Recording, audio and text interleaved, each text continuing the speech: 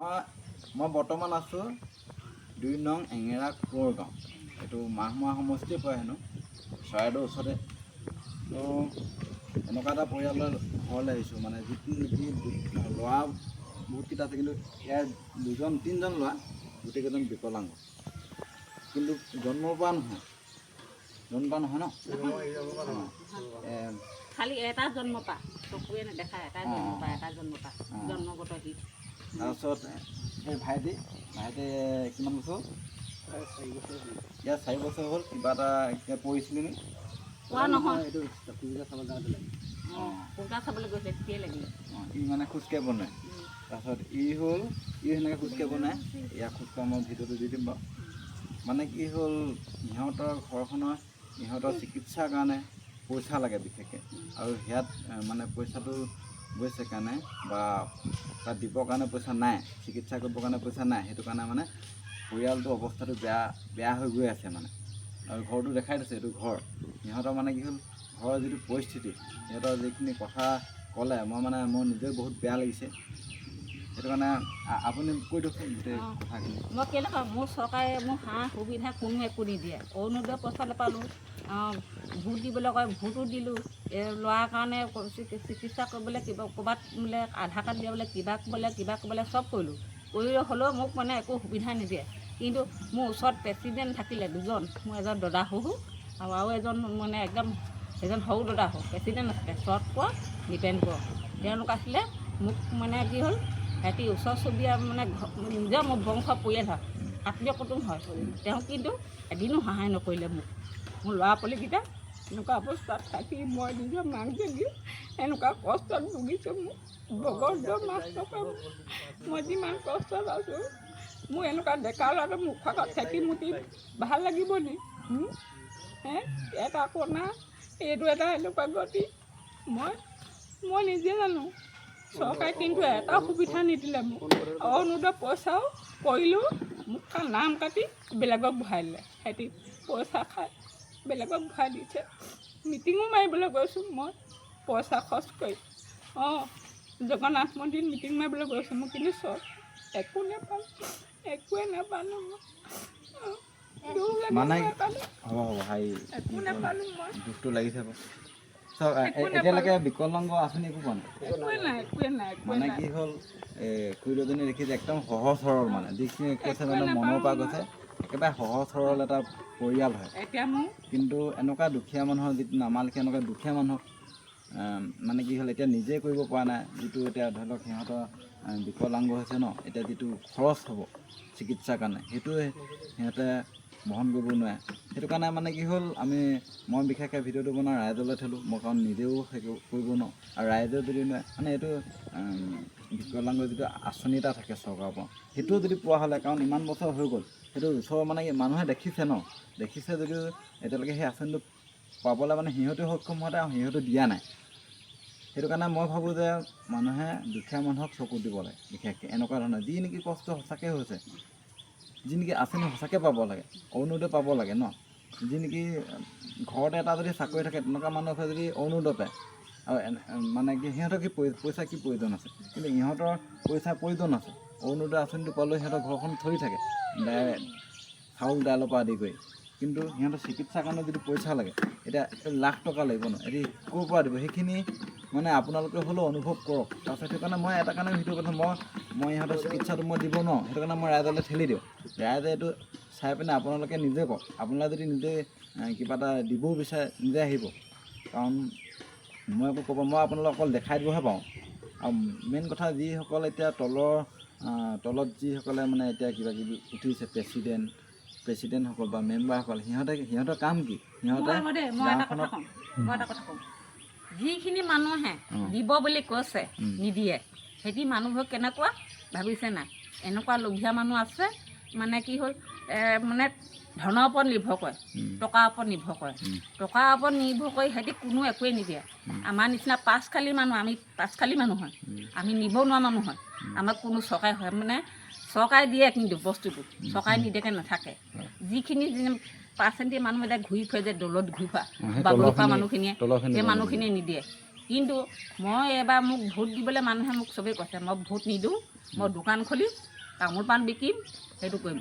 কিন্তু মোৰ নাম কাটি যদি মোক যদি বেলেগক যদি তো দিব পাৰে। আজিকালি কি আছে ভোটকা ধৰাই দিলে মানুহে ভোটটো দিবলৈ পায়, হয় ন বাৰু?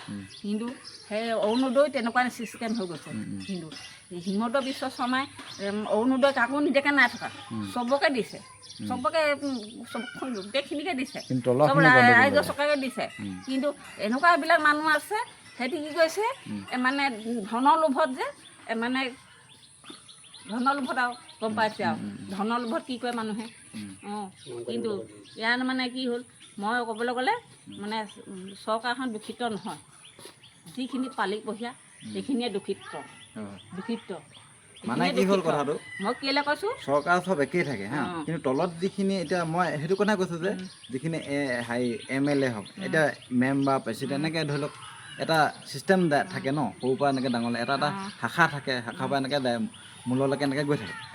তাৰ সেই যিখিনি তলৰ মানুহ সিহঁতৰ কাম কি, সিহঁতৰ গাঁওখনৰ যিটো নেকি ক'ৰবাত যদি ক'ৰবাত কিবা সমস্যা আছে সেইখিনি চৰকাৰলৈ দিয়া, আৰু যিখিনি আঁচনি আছে সেই দুখীয়া মানুহখিনিক দিয়া, সেইখিনি কাম নকৰি সিহঁতে কি কৰে অকণমান পইচাৰ কাৰণে অৰুণোদয় কাৰোবাক দিব লাগে, কাৰোবাক দিয়ে। তো সেইখিনি সেই সৰু মানুহখিনিৰ কাৰণে চৰকাৰখনো বদনাম হয়, বা ধৰি লওক যিকোনো চৰকাৰ ভাল বুলিও নকওঁ, বেয়া বুলিও নকওঁ, কাৰণ চৰকাৰৰ কাম কি মানুহক মানে উন্নতি পথলৈ আগুৱাই নিয়া বা দুখীয়া নিবনুৱা সমস্যাটো সমাধান কৰিবৰ কাৰণে। তো সেইখিনি দেশৰ সমস্যাখিনি সমাধান কৰিবৰ কাৰণে এখন চৰকাৰ গঠন কৰা হয়। কিন্তু সেইটো গঠন কৰিব ঠিকেই আছে, কিন্তু তলৰ মানুহখিনি বহুত বেয়া আছে।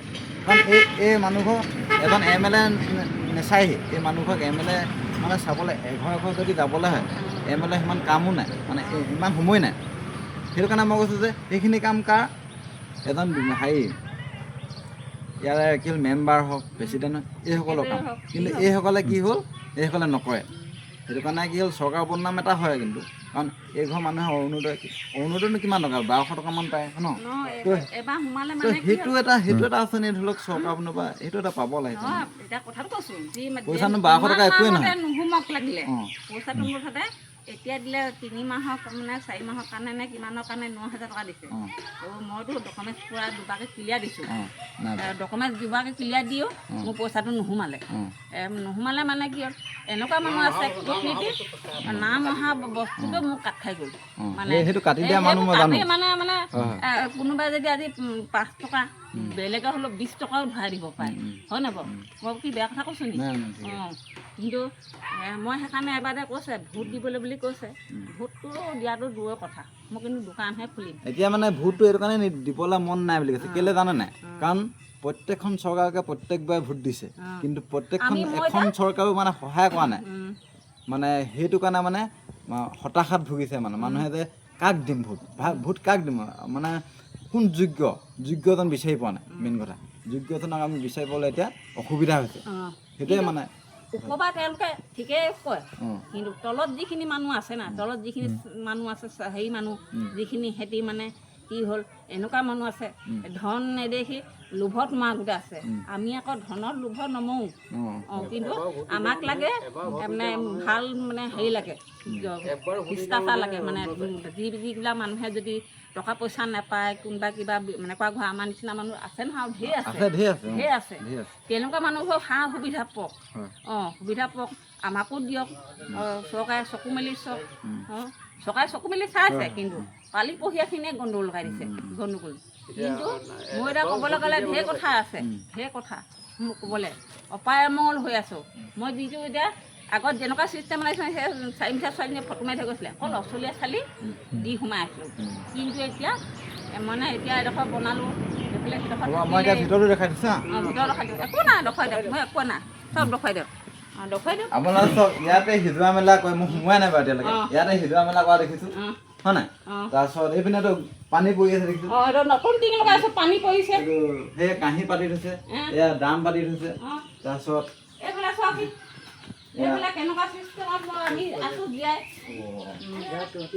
চব মানে বহুত এটা দুখ লগা কথা। মানে আজিৰ দিনত কোনোবাই ক্ষেত্ৰত হয় জানো কচোন? ক্ষেত্ৰত মানে এনেকুৱা চিষ্টেমত থকা থাকিবলগীয়া আছে। সেইপিনে চব টিং লগাব পৰা নাই। তাৰপিছত এইপিনে এইবোৰ তেনেকৈ আছোঁ নিজে মানে মই মানে সেইটো ভাষা নাই, মানে মোৰ সেইটো ক'বলৈ ভাষা নাই। সেইটো এনেকুৱা চিষ্টেমত আছোঁ মই একোৱে ক'বলৈ আঁতেই নাই মানে এইটো হেৰিয়ত কিন্তু ঘৰটো ফেনটোহে তৰিলোঁ। হয় আগৰ দিনত আছিলে, আগৰ দিনৰ মানুহে এনেকেই আছিলে দেই। আগৰ দিনৰ মানুহে এনেকৈ আছিলে, কিন্তু বৰ্তমান সময়ত যেনেকৈ ধৰণে মানে কি হ'ল বিজ্ঞানৰ যুগত যেনেকৈ ধৰণে উন্নতি হৈছে, কিন্তু এইটো যুগত এই আদিম পৰিৱেশত এতিয়াও যে আছে মানুহে, মই আদিম পৰিৱেশত থকা মই বহুতকেইটা পৰিয়াল দেখাইছোঁ, বাঁহ গছৰ তলত থকা মানুহো দেখাইছোঁ। কেনেকৈ দেখাইছোঁ তেনেকুৱা চিষ্টেমতে থকা গোট আছে। ঘৰ থাকিলে কি হ'ব, মানুহজন হাজিৰা কৰিবলৈ যায়, ল'ৰা বেমাৰী, হাজিৰা কৰিলে ঘৰখন চলিবলৈ হয়, হাজিৰা নকৰিলে ঘৰ চলিবলৈ নহয়। ডাইৰেক্ট হাজিৰা কৰিব লাগিব। এতিয়া বতৰ বেয়া, হাজিৰা কাম কৰিবলৈ যাবই পৰা নাই। মোৰ যদি ধৰি লওক 1 কোটিমান টকা থকা হ'লে মই গোটেই আমাৰ চৰাইদেউ জিলাৰ যিমানখিনি এনেকুৱা ধৰণৰ পৰিয়াল আছিলে মই টিং চিং ঘৰ চৰ বনাই দি কমপ্লিট কৰি দিলোঁ। কিন্তু ইলেকশ্যনত উঠিবৰ কাৰণে যিমান টকা কোটি টকা খৰচ কৰে ন, আপোনালোকে সেই তাতকৈ উঠাতকৈ যে এইখিনি মানুহক সহায় কৰক, আপোনালোকে আশীৰ্বাদো পাব।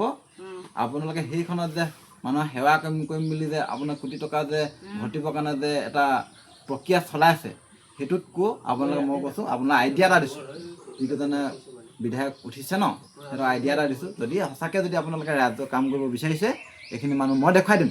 আপোনালোকে যদি কয় মানুহ যদি দেখাব লাগে, মই 1000 মানুহ দেখাই দিম। সঁচা কথা কৈছোঁ, মই এতিয়াও মই দেখুৱাই আছোঁ বহুত মানুহ দেখাই আছোঁ, মই 1000 মানুহ দেখাই দিম। আপোনালোকে কিমান মানুহক আপুনি সহায় কৰিব কওক।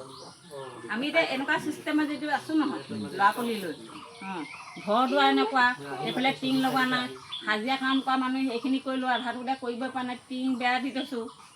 একো নাই, চৰকাৰে আমাক একো সুবিধাই নিদিয়ে, কি কৰিম, উপায়তো নাই।